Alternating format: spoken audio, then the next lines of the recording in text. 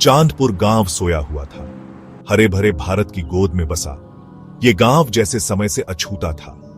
धूल भरी सड़कें पुराने घरों के बीच सांप की तरह बल खाती थीं। उनकी टूटती दीवारें भूली बिसरी कहानियां फुसफुसा रही थीं। सबसे ऊपर एक भारी खामोशी छाई हुई थी। बेचैनी चांदपुर से सुबह की धुंध की तरह चिपकी हुई थी।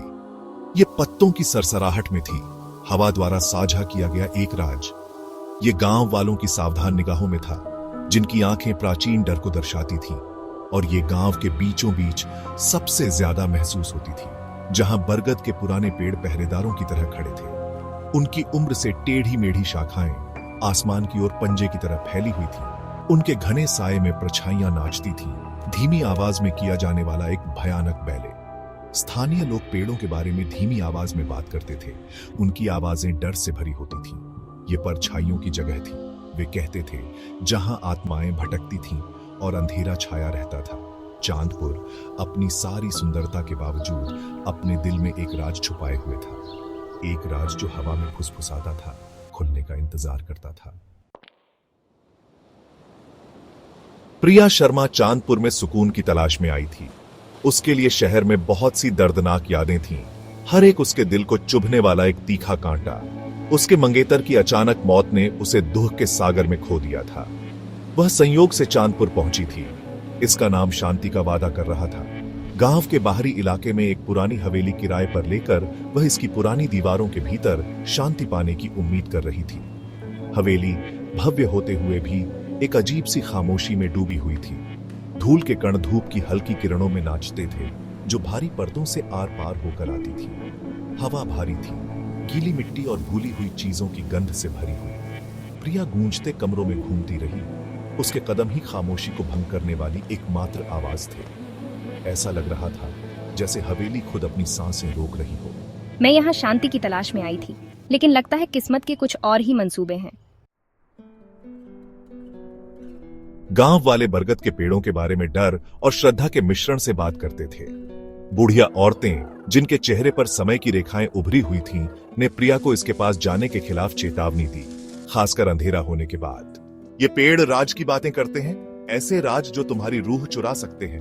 बच्चे डर से आंखें फाड़े एक सायेदार आकृति के बारे में कहानियां सुनाते थे, जो पेड़ों के बीच घूमती थी। ये अंधेरे का एक प्राणी है। इसकी आंखें एक अजीब सी रोशनी से जलती हैं। प्रिया ने पहले तो उनकी कहानियों को अंधविश्वास समझकर खारिज कर दिया, लेकिन जैसे जैसे दिन रात में ढलते गए, वह उस बेचैनी की भावना को दूर नहीं कर सकी जो पेड़ों से चिपकी हुई थी। ऐसा लगता था जैसे हवा उनकी गहराई से फुसफुसाहट ले जा रही हो और पेड़ों के नीचे नाचने वाले साए अपनी एक अजीब सी जिंदगी से तड़प रहे हो। प्रिया खुद को पेड़ों की ओर खींची हुई पाती थी, जैसे कोई पतंगा टिमटिमाती लौ की ओर खींचा चला जाता है। अंधेरे में एक अजीब सा आकर्षण था, किसी ऐसी चीज का वादा जो भयानक और अनूठा दोनों थी। हवेली, जो कभी एक सुरक्षित जगह थी, अब एक जेल की तरह लगने लगी थी। रात में फुसफुसाहट गलियारों से रेंगती हुई परछाइयों से निकलती थी। दरवाजे खुलते और बंद होते मानो किसी अनदेखे हाथ से हिलाए जा रहे हों। जब प्रिया नहीं देख रही होती थी तो चीजें अपनी जगह बदल लेती थीं, जिससे वह अपनी समझ पर सवाल उठाने लगती थी। एक शाम जब सूरज ढल रहा था और आसमान बैंगनी और नारंगी रंगों से रंगा हुआ था, मुझे अपने बेडरूम के धूल भरे फर्श पर एक अजीब सा निशान बना हुआ मिला। यह एक घुमावदार आकृति थी, जिसके किनारे तेज और नुकीले थे। इसे देखकर मेरी रीढ़ में सिहरन दौड़ गई। मैंने इसे मिटाने की कोशिश की, लेकिन निशान बना रहा, घर के ढांचे में स्थायी रूप से उकेरा हुआ। नींद भी कोई राहत नहीं देती थी। प्रिया बुरे सपनों से परेशान थी, सजीव और परेशान करने वाले। वह चमकती आंखों वाली सायेदार आकृतियों के सपने देखती थी। उनकी आवाजें उसके जागने के बाद भी उसके कानों में गूंजती रहती थीं। ऐसा लग रहा था जैसे हवेली अपने राज खोल रही हो और प्रिया उसके जाल में फंस गई थी। इंस्पेक्टर अर्जुन बारिश की खुशबू और जवाबों के वादे के साथ पहुंचे। प्रिया के अजीबोगरीब अनुभवों की खबर उनके कानों तक पहुंच गई थी, जिससे उनकी दिलचस्पी बढ़ गई थी। वह तर्क और कारण के व्यक्ति थे, फिर भी वह उस बेचैनी को नकार नहीं सके जो चांदपुर से चिपकी हुई थी।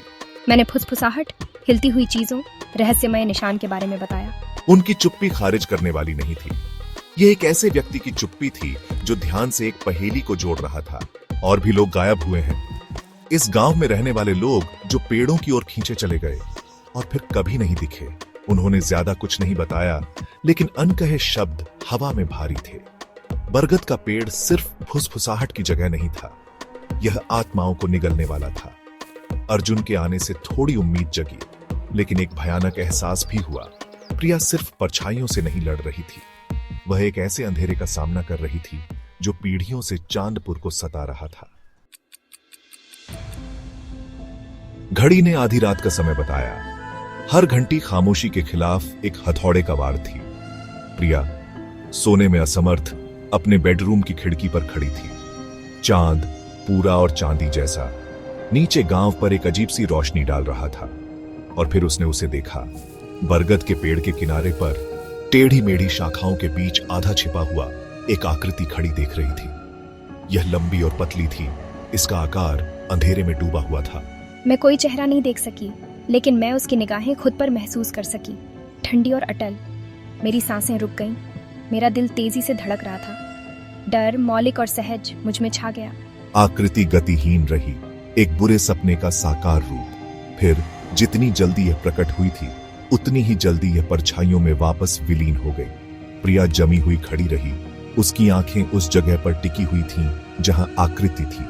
चांद जो अब बादलों के पीछे छिपा हुआ था, पेड़ों को और भी गहरे अंधेरे में डाल रहा था।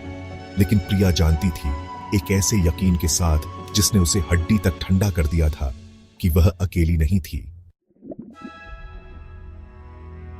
खिड़की पर हुई मुलाकात ने प्रिया को हिलाकर रख दिया। सायेदार आकृति की तस्वीर उसके दिमाग में अंकित हो गई। हवेली में फुसफुसाहट अब जोर से लग रही थी। फर्श पर बना निशान धड़क रहा था, डर और दृढ़ संकल्प की भावना से लड़ रहा था। मैं यहाँ से नहीं जाऊंगी, मैं फुसफुसाहट और परछाइयों का सच उजागर करूंगी। अर्जुन ने मदद का वादा किया। उन्होंने अपनी जांच शुरू कर दी थी। मैं चांदपुर में सुकून की तलाश में आई थी, लेकिन मुझे एक रहस्य मिल गया था। मैं चैन से नहीं बैठूंगी।